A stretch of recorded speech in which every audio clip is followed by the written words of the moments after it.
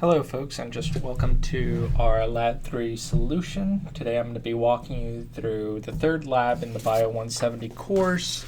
I'm going to be talking primarily about probability distributions and transformations. So once you go to Moodle and download the Lab 3 materials, you'll come up with a folder that looks pretty much like this.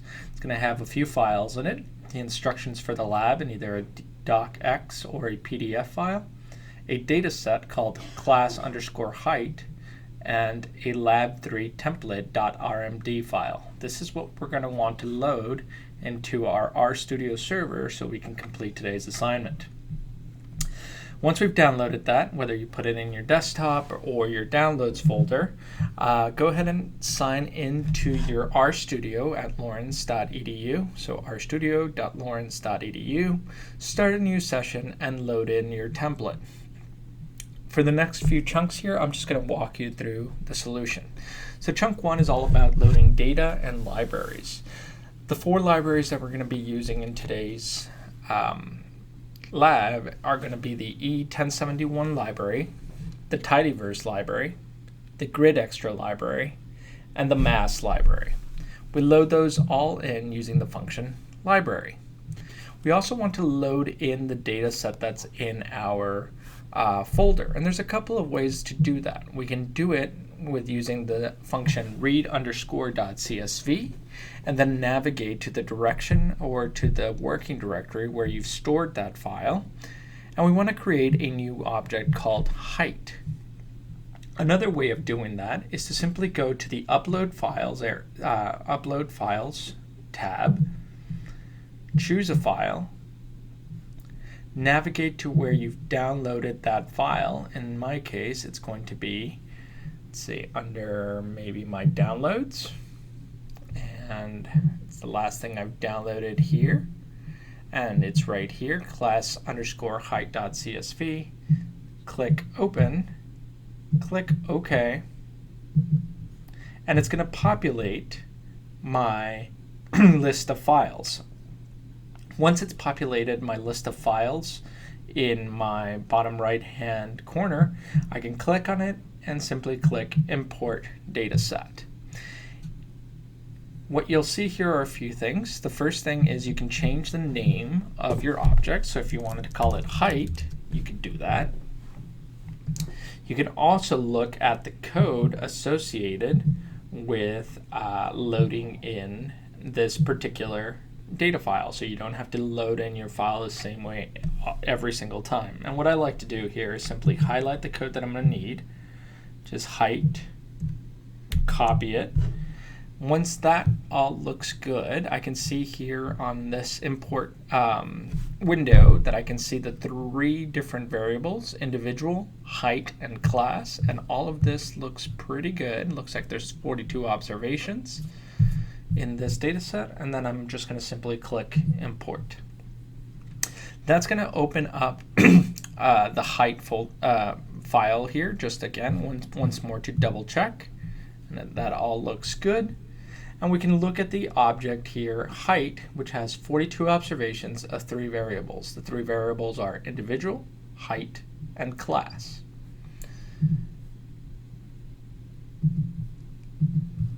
Today we're also going to work with the data set mammals, and this one we're going to download. Since it's a preloaded data set in R, we can go ahead and simply call it using the function data and then the name mammals.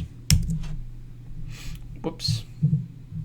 Got to run all of my chunk here, and that should create mammals. And mammals should be a data set with 62 observations of 2 variables, body size and brain size. So this is the same sort of data set that we've been working with in class, but here we're only focusing in on 2 variables, body and brain.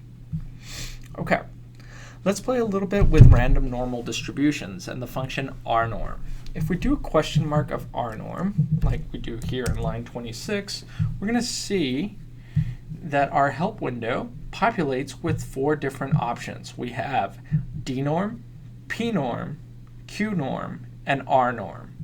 Okay, and each one of them, all of these are closely related. Some of them help us calculate quantiles, others probabilities, and some of them help us just generate random distributions, which is what we're going to start with.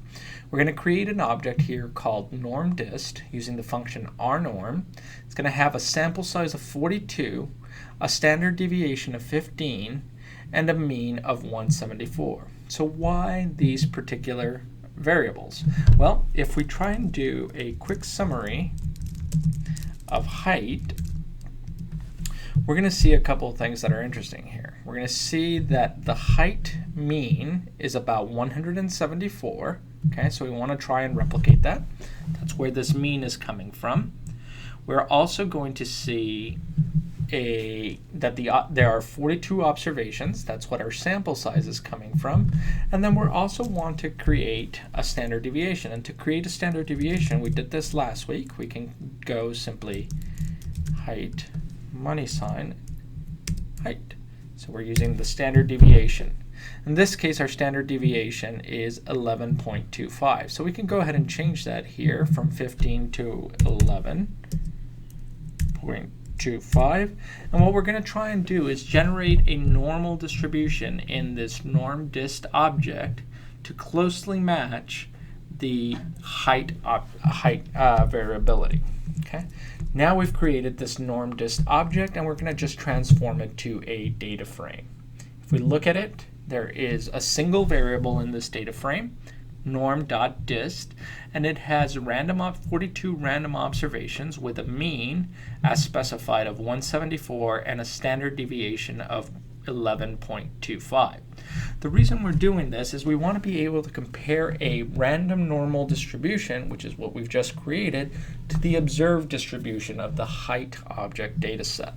And we can do that by plotting out a couple of things. Plot A and plot B here are going to allow us to compare those two distributions. Notice that in plot A, our density plot is being created from the normdist object that we've just created, and our plot B is being plotted from the height data set. So this is the observed data set that we have collected on heights of 42 individuals. Okay. A new function that we're learning here today is grid.arrange, and this is part of the grid extra package, so you have to make sure that that's loaded before you can access this. And we're going to just simply use the function grid.arrange of plot A and plot B and line them up into two columns so we can plot them side by side and compare these two distributions. So here we go. Let me zoom out just a little bit here, see if we can see this distribution a little bit better. Okay, so this first one, plot A, is our standard normal distribution as generated from the function normdist. And plot B here is the distribution from the height object. We want to see if these two distributions are really different from each other. And we can see that there's some subtle differences. Things like the height data set has a little bimodal camel hump here, whereas the normdist looks nice and bell-shaped curved. Now, we want to see if these differences may be different from one another, and we're going to try and do this using a couple of different techniques. Let's start off with a graphical technique, looking at the quantile plots, or a QQ plot. And to do this in ggplot, we're going to use the function geom_QQ, where all we have to designate is the x variable and then look at its geom_QQ plot. What you're looking for in a QQ plot is a one-to-one relationship between the observed sample size and the theoretical sample size. If there exists a one-to-one relationship or a straight line between these two sets of points, then we can assume that our distributions are relatively normal. Let's take a look and see what these distributions look like. I'm going to create the object plot. The object C, which is a geom plot of normdist, and the object D, which is a geom plot of height. We're going to plot them side by side, and this is going to create our QQ plot. And here we see that in general, what we are observing is a pretty close one-to-one distribution between the theoretical quantile range of those data and the observed quantile range on the y-axis. Whenever we have points like, for example, this bottom point here, or maybe this top point here that are falling away from this one-to-one line, we can consider those potentially statistical outliers, and we can further investigate those and decide whether to omit them or leave them in our data set. Remember, in order to omit an outlier from a data set, you want to be sure that you have a justifiable reason to do so. You can't just do that because it makes or breaks this relationship. There has to be a real reason for omitting this data point. Here, there isn't one, so we're going to keep all of our data points. Okay, so now we've investigated this data set both through density plots and through QQ plots. Remember, when looking at data distributions to test for normality, you can also do this by looking at things like box plots or violin plots if you can identify certain groups within your variables. Now let's test for normality in chunk 3 here based on our statistical tests, which are going to be the Shapiro test, a test of peakiness, which is going to be this kurtosis, and a test of skew, which is going to be the function skewness. Kurtosis and skewness are functions nested within the E1071 package, so you want to make sure that that's loaded first. Shapiro test should be accessible from the base package. So what we're doing here now is we're going to use on line 57 and 58, we're going to look at a Shapiro test for the standard normal distribution with which we've generated and compare that to the Shapiro test of the height object. When we run our first Shapiro test for our normal distribution, we see that our p-value is much greater than 0.05. A value greater than 0.05 in a Shapiro test indicates that the distribution is not significantly different from a standard normal distribution. If our value is less than 0.05, then that would suggest that our distribution is significantly different than our standard normal distribution. So since we've generated this with the function Pnorm, R norm above, we should expect this p-value to be greater than 0.05, which in fact it is. It's got a p-value of 0.92, much greater. All right, let's compare this with the height object. This is the actual observed data. And once again, we see that our p-value here, it's 0.13, so it's a little bit closer to 0.05, but it's still greater than 0.05, which suggests that this distribution comes from a pretty normal looking distribution. We can also use the function kurtosis to look at peakiness. So if we look at a normal distribution, this value should be relatively close to 0, and it is. The closer you are to 0, the closer this distribution follows the same peak distribution as a standard normal distribution. And if we compare that to our height object, we also see a relatively close number to 0.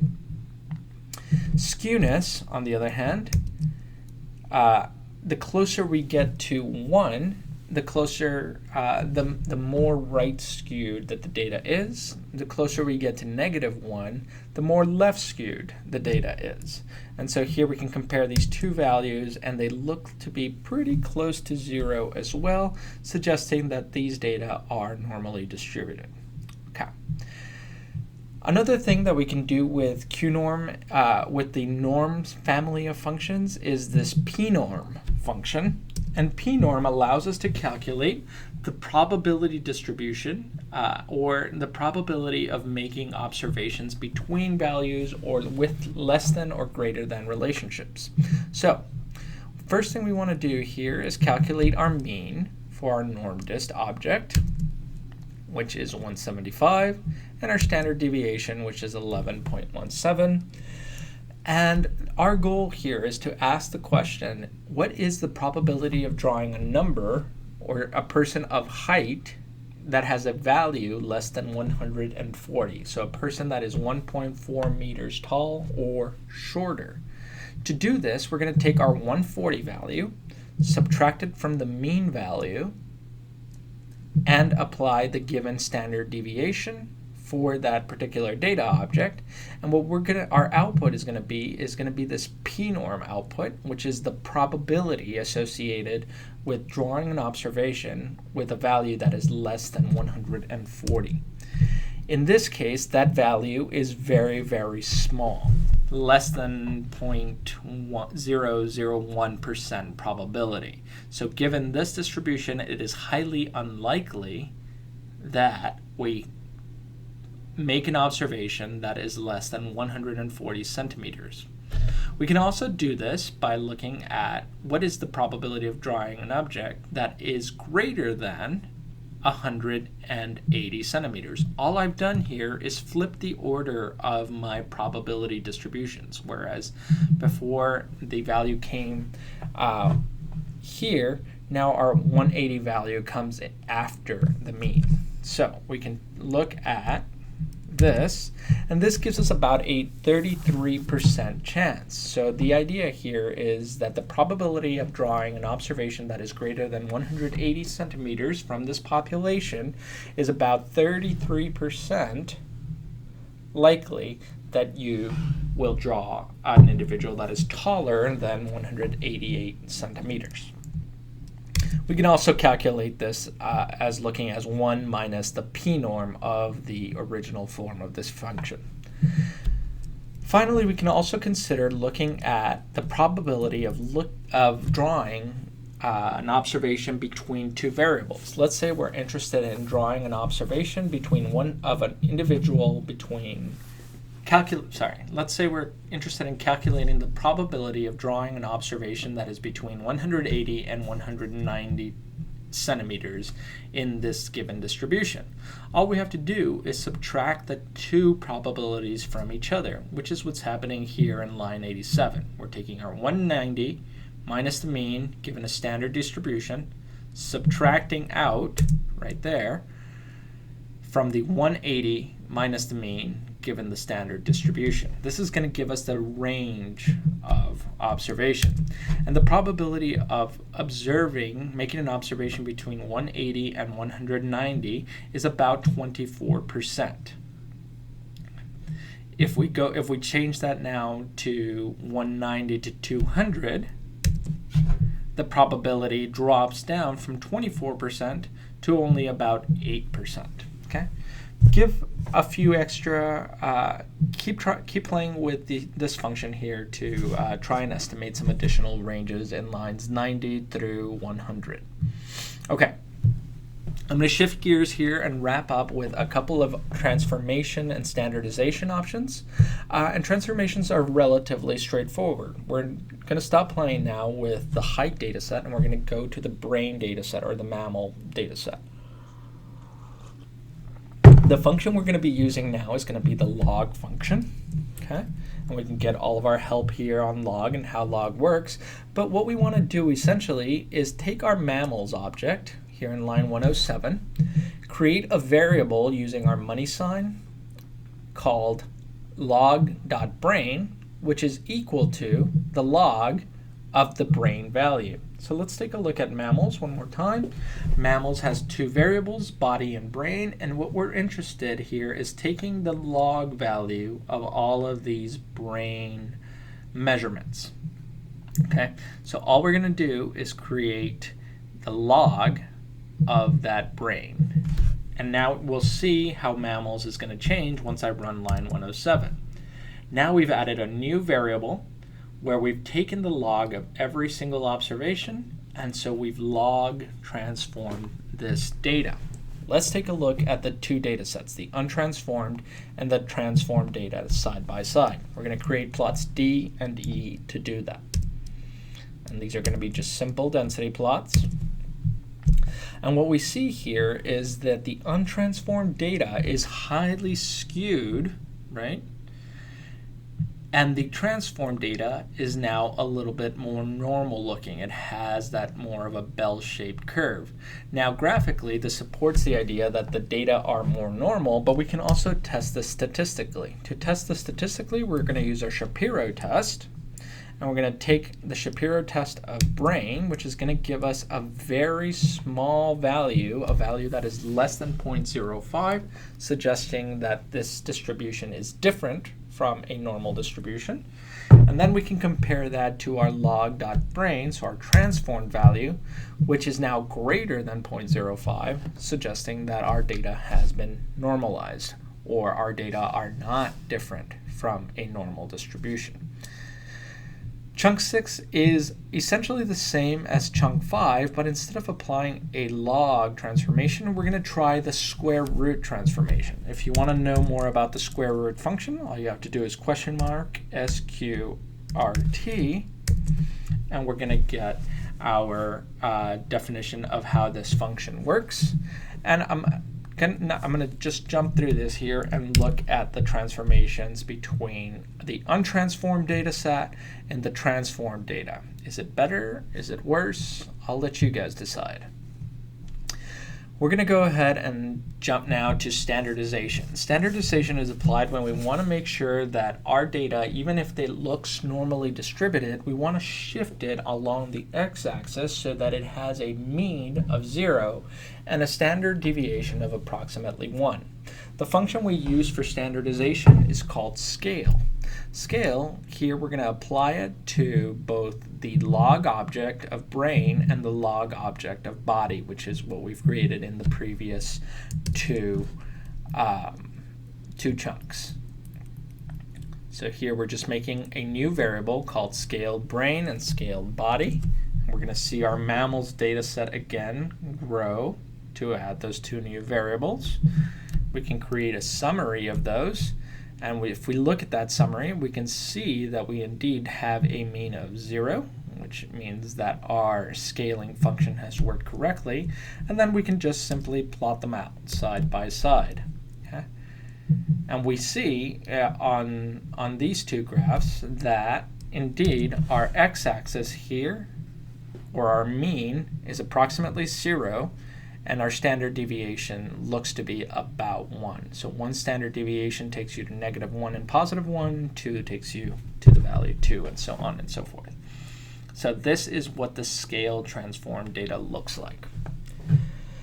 I encourage you all to try chunk 8 here in terms of fancy plotting. And fancy plotting comes in handy here in terms of just looking at distributions and the relationships between quantile ranges and the percentages of data that are encompassed under a particular density plot.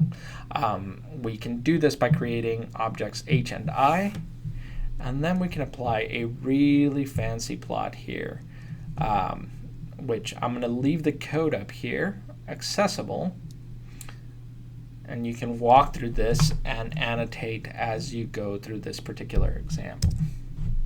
I'm just going to run this to show you what my fancy plot looks like. Okay, so here we're highlighting an area under this curve that encompasses 25% of the observations. This is nice when playing with the ideas of dnorm and pnorm, another two functions associated with that norm family of functions. Chunk 8 is not mandatory for this week's lab, but I do encourage you to at least try this bit of code and see if you can get it to run. All right, once all of that is done, I'm just going to simply go ahead and knit my file. Let that run for a second. Open up in browser. Looks like everything's gone through correctly. Open this in my browser. Go to File, Save As, save it as an HTML, and submit that to Moodle. You can also save this as a PDF or as a Word file, your choice, your preference. All right, that's it for today. I hope this walkthrough was helpful.